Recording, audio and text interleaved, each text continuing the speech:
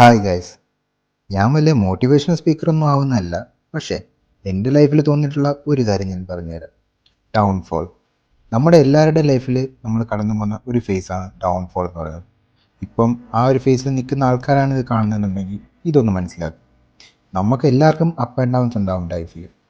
But നമ്മൾ downfall ആവുന്ന സമയത്ത് നമ്മളെ ബാക്കിയുള്ളവർ വന്ന് രക്ഷിക്കുമെന്ന് പറഞ്ഞ് പ്രതീക്ഷിച്ച് നിൽക്കുന്നത് നമ്മുടെ തെറ്റല്ല.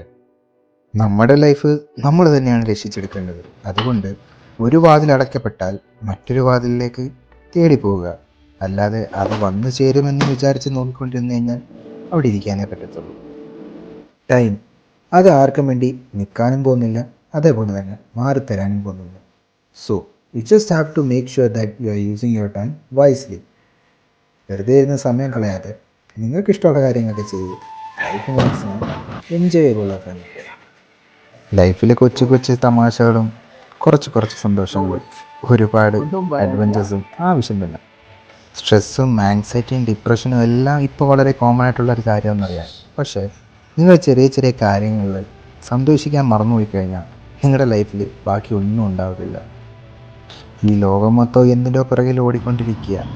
പക്ഷെ നിങ്ങളൊന്ന് തീരുമാനിക്കുക, ആ ഓട്ടത്തിനിടയ്ക്ക് നിങ്ങളുടെ ലൈഫ് ജീവിക്കാൻ മറക്കരുത്. Okay, by.